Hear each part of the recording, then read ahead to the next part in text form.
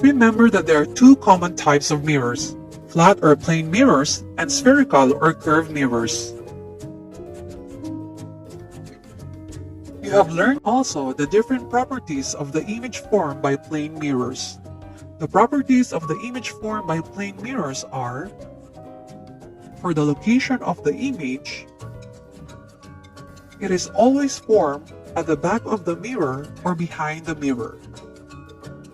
For the image orientation, it is always upright but with left to right reversal or laterally inverted. For the size of the image, it is always the same as the size of the object, which means the magnification is equal to 1. And since the image is upright, the type of image is always virtual. But what about the properties of the images formed by spherical mirrors? Let's find out in today's lesson.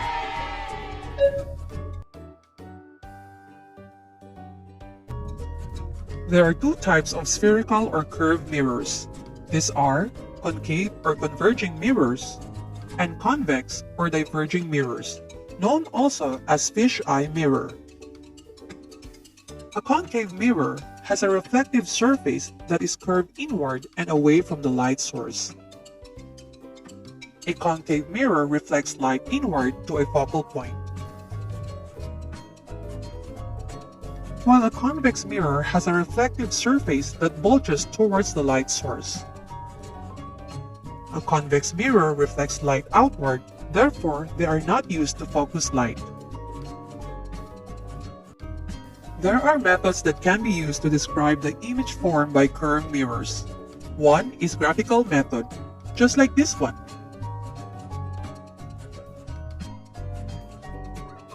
To describe the properties of the image formed by curved mirrors in graphical method, there are three important points to consider.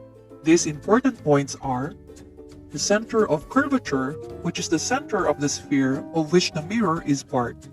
Its distance from the mirror is known as the radius. The radius can be used as your guide in drawing the curved mirror on a piece of paper.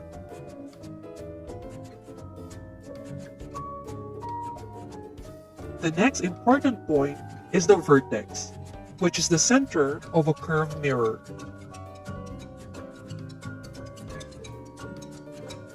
And lastly, the focal point or focus, which is the point between the center of curvature and vertex. Its distance from the mirror is known as the focal length. Images formed by curved mirrors can be located and described graphically. There are four principal rays in curved mirrors.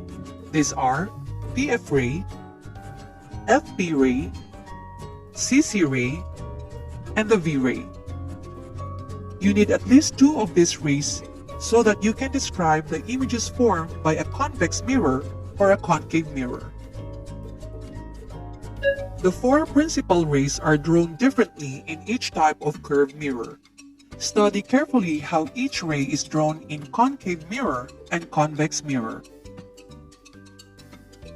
For PF ray, it is a ray of light parallel to the principal axis and is reflected through the focal point or focus. While the PF ray for convex mirror, it is a ray of light parallel to the principal axis and is reflected as if passing through the focal point or focus. Notice that the reflected ray is extended behind or at the back of the mirror. For FP ray, it is drawn on a concave mirror where a ray of light passing through the focal point or focus and it is reflected parallel to the principal axis. While the FP ray for convex mirror, it is drawn where a ray of light directed towards the vertical focal point or focus and is reflected parallel to the principal axis. Again, the reflected ray is extended behind or at the back of the mirror. For the CC ray for concave mirror, it is a ray of light passing through the center of curvature and reflects back along its own path. While the CC ray for convex mirror, it is a ray of light directed towards the virtual center of curvature and reflects back along its own path. And lastly, the V-ray for concave mirror, it is a ray of light directed to the vertex and reflects at equal angle from the principal axis. For the V-ray for convex mirror, it is a ray of light directed towards the vertex and reflects at equal angle from the principal axis. For V-ray, we apply the law of reflection, where the angle of incidence is equal to the angle of reflection. Ray diagramming is used in graphical method to locate the image formed by curved mirrors. Let's have an example ray diagramming for concave mirror. First, using a ruler and a pencil, draw the principal axis on a piece of paper. Next, draw a thin curved line representing the concave mirror. Mark the three important points in the principal axis: the vertex, focal point or focus, and center of curvature. Remember, the distance of the center of curvature from the curved mirror is simply twice the focal length.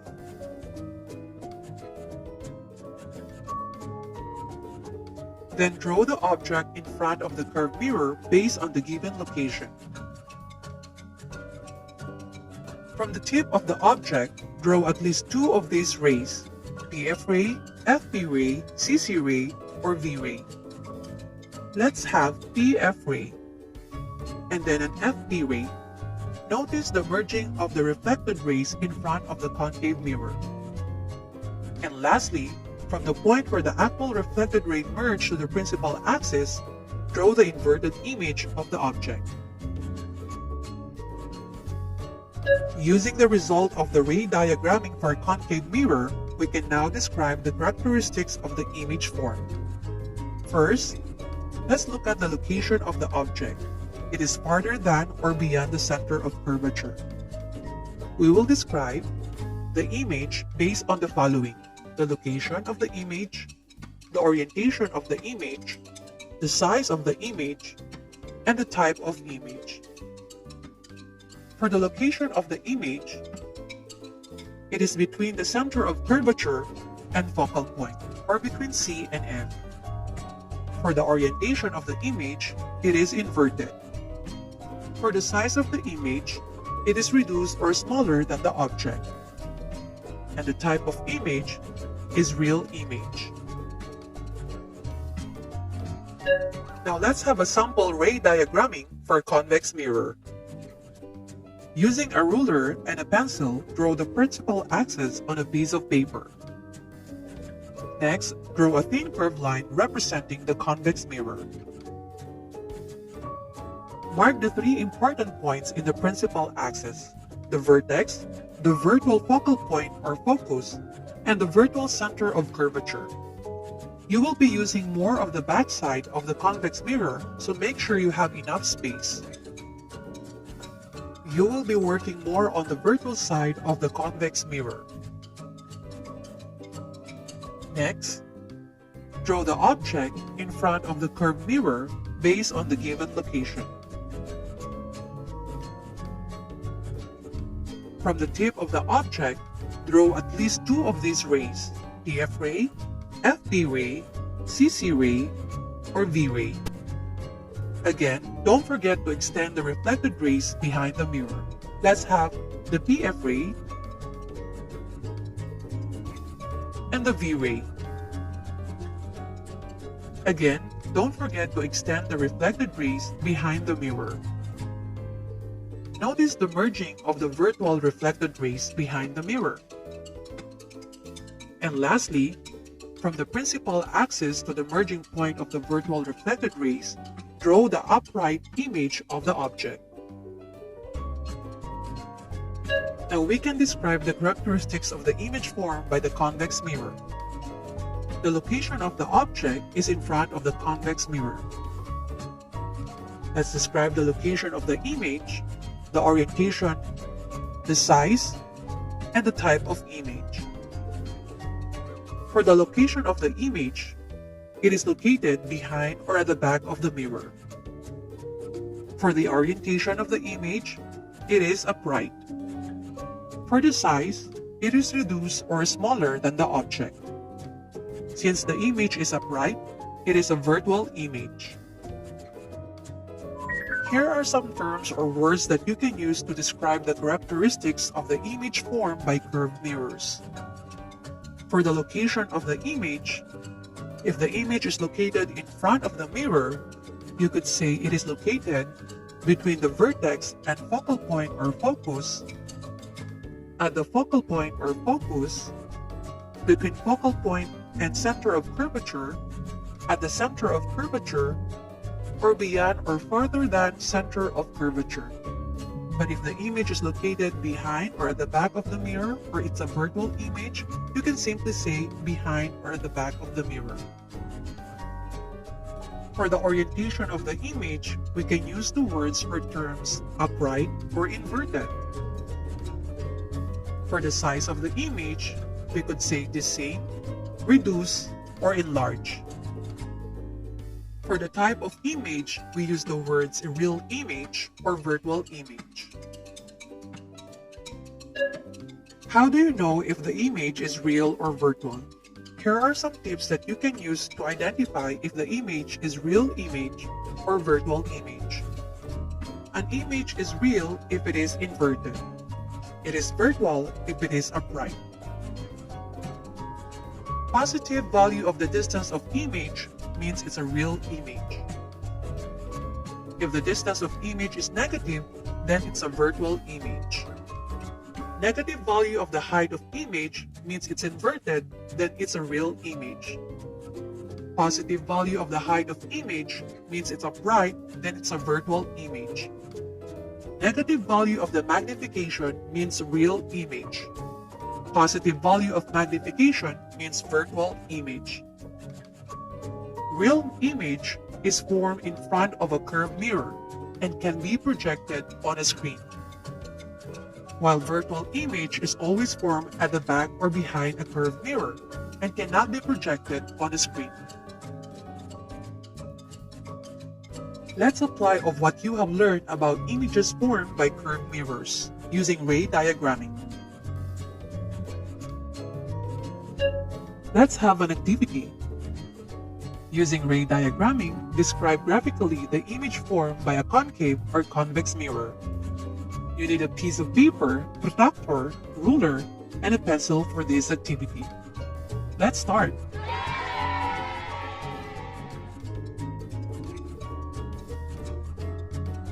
Ray diagramming for curved mirrors. Directions. Construct ray diagrams to determine the location, orientation, size, and type of images formed by curved mirrors. Using the protractor, ruler, and pencil, copy the following diagrams on a separate sheet of paper. Describe the characteristics and location of the images formed. Copy the ray diagrams for concave mirror. Letter A and letter B. For convex mirror, ray diagram C and D. You may pause this video as you copy the ray diagrams, and continue to play the video if you are done. Let us answer. For the ray diagram of concave mirror, we can use the PF ray, the FP ray, and even the V ray. Notice the merging of the reflected rays in front of the concave mirror. To describe the image form,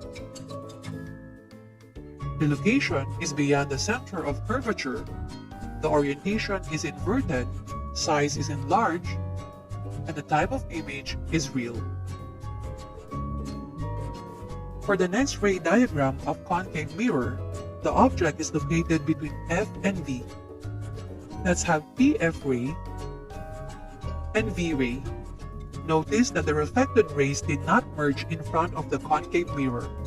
This means we need to extend the reflected rays behind or at the back of the concave mirror. Using virtual reflected rays, they merge at one point behind the mirror. This means that the image is virtual. Let's describe further the image form. The location is behind or at the back of the mirror. The orientation is upright. The size is enlarged, and the type of image is virtual. This means a concave mirror can give you either virtual or real image. For the convex mirror,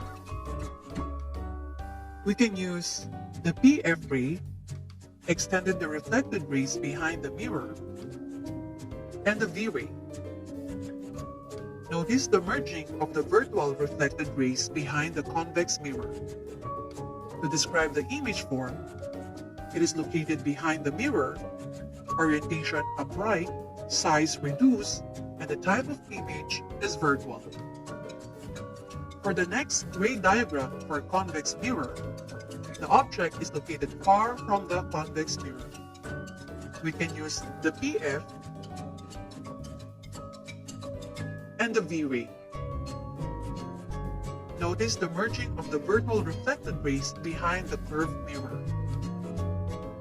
To describe the image form,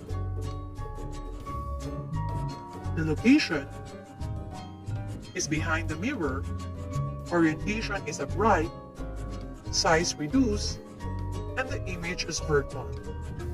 For convex mirror, the distance of the object does not affect the characteristics of the image form. It is always virtual and reduced in size, giving you a wider view. Do concave mirror always give real image or virtual image only? Let's have another example of ray diagramming for concave mirror. For this ray diagramming of concave mirror, the object will be located at the focal point or focus. Let's use the PF ray and the V ray. Notice that the reflected rays are parallel. Let's extend it behind or at the back of the concave mirror. Again, the virtual reflected rays are parallel. What does it mean? No merging. It means no image is formed if the object is located at focal point or focus. Always remember this for the images formed by curved mirrors. For concave mirror, the type of image formed by concave or converging mirrors depend on the distance of the object from the mirror. While for the convex mirror, the distance of the object from a convex or diverging mirror does not affect the type of image formed. It means the image is upright, reduced in size, and virtual. What are the different uses of curved mirrors?